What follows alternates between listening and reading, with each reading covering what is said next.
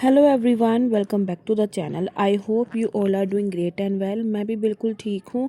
आप लोग कैसे हैं मुझे कमेंट करके ज़रूर बताना। और आप सबको मकर संक्रांति की बहुत बहुत बधाई हो और belated happy Lohri to all of you. तो मैं विश करना भूल गई थी। एक्चुअली मैंने एक कम्युनिटी पोस्ट कर दिया था, बट आई होप आपने देखा हो। तो यहाँ पे मेरा काम हो गया शुरू। और कल का व्लॉग नहीं आया क्योंकि कल थोड़ा सा हेक्टिक डे हो गया था। इस वजह से कोई व्लॉग मैं कर नहीं पाई और इतना टाइम नहीं हो पा रहा था कि मैं कैमरे वगैरह सेट करूं, क्योंकि बहुत ज़्यादा काम था कल। और रात को मुझे 12 बज गए थे कपड़े धोते धोते, और बहुत सारा काम था मुझे करने वाला।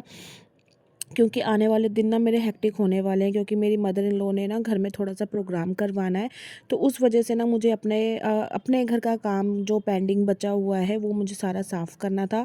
इस वजह से ना मैं कल कोई भी व्लॉग नहीं कर पाई, और कपड़े काफ़ी सारे हो रहे थे धोने वाले के लिए। तो मेरे को रात को 12 बज गए धोते धोते। तो बस इसलिए जो मेरा ये अगला दिन है थोड़ा सा लेट उठी हूँ। मन का स्कूल था, मन के यूटी स्टार्ट हो गए हैं स्कूल में, तो उसको भेज के थोड़ा सा काम वाम करके, क्योंकि सुबह हल्की वल्की डस्टिंग कर दी थी मैंने। क्योंकि मुझे पता था दीदी जब आएंगी ना तो मेरे से टाइम से उठा नहीं जाएगा और काम नहीं कर पाऊँगी, तो इसलिए मैंने सुबह ही ना हल्की फुल्की डस्टिंग वगैरह कर दी थी। और फिर मैं दोबारा जाके सो गई थी। छोटे बेबी को सुला दिया था मैंने, वो उठ गई थी, तो उसके साथ फिर मैं भी सो गई।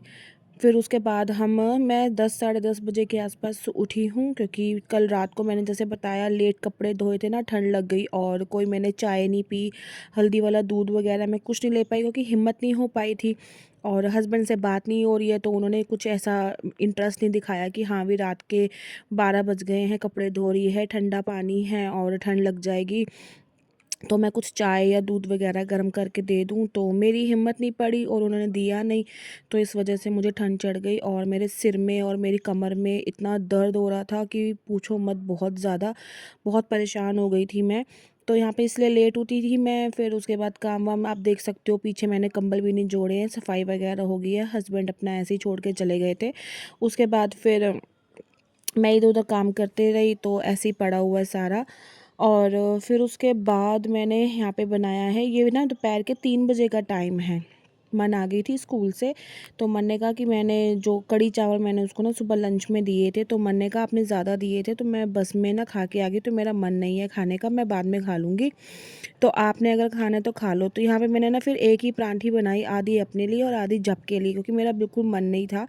क्योंकि 11:30 बजे के आसपास ही ना जब मैं उठी थी, उसके 1 घंटे के बाद मैंने नाश्ता किया था, तो इसलिए मेरा पेट फुल ही था। इसलिए मैंने एक ही पराठा बनाया अपने लिए और जब के लिए, आधा आधा हमने दोनों ने खा लिया। क्योंकि यहाँ पे ना जब के सोने का टाइम हो रहा था और वो थोड़ी सी क्रैंकी हो रही थी, मैंने कहा उसको खाना खिला के पेट भर के ही मैं उसको सुलाऊंगी, ताकि ना कुछ टाइम के लिए वो सो जाए। क्योंकि मैंने जो कपड़े धोए थे ना, मुझे बाहर तार पे लगाने, तो उसमें मुझे टाइम लगेगा। तो फिर यहाँ पे ना मैंने फिर उसको टीवी लेके बिठा दिया था, क्योंकि वो सो नहीं रही थी। तो मैंने कहा चलो जब तक अभी खाना खाया 15-20 मिनट हैं, ये अपना टीवी एंजॉय कर लेगी और थोड़ी स्लीपी जब हो जाएगी मैं उसको तब सुलाऊंगी। तो यहाँ पे ना इसका डायपर फ्री टाइम था यहाँ पर। तो सुबह के टाइम ना ऐसा होता है, जब मैं नहलाना होता है या इसको सुलाना होता है या कपड़े चेंज करने होते हैं ना, तो मैं इसका डायपर उतार देती हूँ कुछ टाइम के लिए। तो यहाँ पे इसका डायपर फ्री टाइम था। तो फिर मैंने नीचे शीट लगा दी थी कि सोफ़े पे अगर वो शुशु करे तो सोफ़े पे ना गंदा हो, और शीट मैंने ड्राई शीट बिछा दी थी। फिर उसके बाद मैं आ गई थी बाहर। और आप ये टब देख सकते हो, ये पूरा जो टब है ना जो ग्रीन वाला है, ये सॉक्स से भरा हुआ था। लिटरली इतनी जुराबें हो गई थी बच्चों की, हमारी, सबकी। उसके बाद मैंने ना एक एक करके सारे जो कपड़े थे मैंने तार पे डालने शुरू कर दिए। और मेरी आदत है, आपको पता ही है, कि मैं ना एक एक पोर्शन बना लेती हूँ। जैसे पजामे के हैं और जो लोवर्स हैं उनका एक मैं पोर्शन बना लेती हूँ, वो लास्ट में डालती हूँ। फिर उसके बाद स्वेटर और टी शर्ट्स आती हैं वो फिर मेरा मिडल लाइन में आ जाती हैं।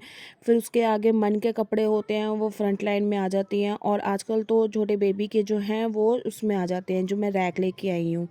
तो इस तरीके से अगर कपड़े मैं मेंटेन करके और तरीके से लगाती हूँ ना, तो अच्छे भी रहते हैं और पता लगता है कि कौन सा कपड़ा कहाँ पर है। बाय चांस कभी अगर कोई चीज़ सूख गई है, अगर पहननी है, तो मुझे इतना आइडिया होता है कि कौन सी तार पे कौन सा कपड़ा है। तो इस तरीके से मैनेज करके अगर मैं काम करती हूँ ना, तो मुझे ईजिली हो जाता है। और अगर मैं मन को या इसके पापा को कुछ बताऊँ कि ये चीज़ वहाँ रखी है, तो तो ये उनको भी समझने में ईज़ी रहता है और मुझे भी याद रहता है कि किस तरीके से सामान कहाँ रखा है या कपड़े कैसे मैनेज करके रखे हुए हैं। और अभी तो आप देखते ही हो कि मैं कोशिश करती हूँ कि सारा जो अपने घर का सामान है या चीज़ें हैं मेंटेन करके या हिसाब से रखूँ, तो इस तरीके की मेरी कोशिश रहती है हमेशा करने की, ताकि जो मेरा घर है वेल मेंटेन्ड रहे और अच्छे से रहे। और अभी कुछ टाइम के बाद ना ये वाली जो आप सिलाई मशीन देख रहे हो ना, ये मम्मी को भी मैं पोर्टर करने वाली हूँ, क्योंकि मेरे को यूज़ में नहीं आती है और पड़े पड़े ख़राब हो रही है। तो मैंने बात की थी, तो मम्मी ने कहा मुझको दे दो, किसी को चाहिए होगी तो दे देंगे, नहीं तो हम यूज़ में ले लेंगे। और मेरे पास हाथ चलाने वाली मशीन है, वो मैंने अपनी मासी मतलब मदर इन लॉ को दे रखी है, तो मैं उनसे ले लूँगी जब मुझे चाहिए।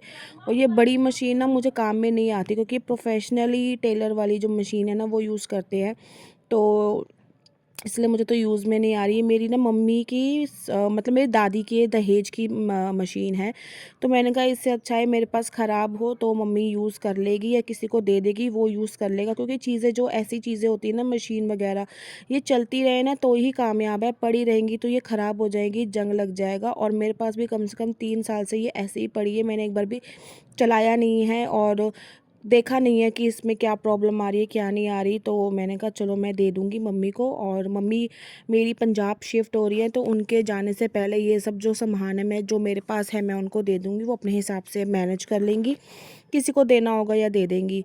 और देखो होपफुली अब आने वाले ट्यूसडे वेडनेसडे भी मेरी अलमारी आ जाएगी, तो आधे कपड़ों का जो मेरा प्रॉब्लम है वो भी सॉल्व हो जाएगा। और यहाँ पे मैंने ना सॉक्स वगैरह जो है ना इस वाले क्लिप स्टैंड में लगा दी। और ये वाला टब तो ये है कि इसमें आगे और अंदर छोटे बेबी की भी जो सॉक्स थी ना मैंने धोई थी, वो अलग से पड़ी हुई है, वो भी इतना सारा हो रहा था, तो उसको मैं बाद में लगाऊंगी जगह जब बनेगी कहीं और।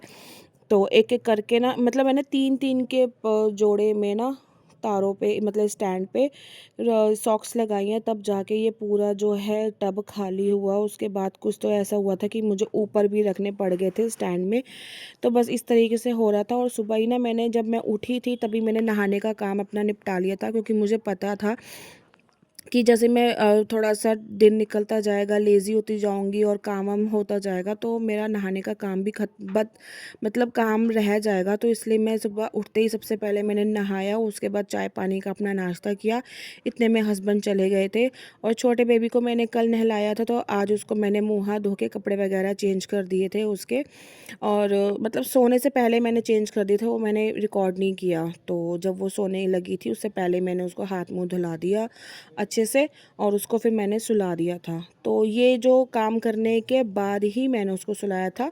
तो यहीं पर ही जो ये व्लॉग मेरा चल रहा है। और उसके बाद मैंने कंबल भी वॉश किया था, तो बाहर हल्की सी धूप आ रही थी, तो मैंने ये कुर्सी पे ना कंबल रख दिया था कि थोड़ा-सा जो मॉइस्चर है और ये साफ़ हो जाएगा, स्मेल नहीं आएगी। और फिर मैंने ये 3 जो चादरें थी एक के ऊपर एक कर दी, क्योंकि रात को ये बाहर ही पड़े थे ना सोफ़े पे, तो ऑलमोस्ट आधे सूख गए थे। तो फिर मैंने एक के ऊपर एक करके रख दिया। मैंने कहा जो इसमें हल्की-फुल्की जो मॉइस्चर रह गया है वो निकल जाएगा, क्योंकि धूप अच्छी आ रखी है, हवा भी लगती रहेगी तो कपड़े ना इस बहाने से सूख जाएँगे। और मैंने सोचा था ये फ्रंट वाली तार ना मैं खाली रखूँगी, क्योंकि आते-जाते ना सिर पे बजती है, कपड़ा कोई टांगो तो। बट अंदर छोटे-छोटे कपड़े इतने हो गए थे, जैसे मन के अंडरगारमेंट्स थे और छोटी जुराबें भी थी, जैसे मैंने बताया था। तो ये सामान ना रह गया था, तो ये सराहने के कवर रह गए थे।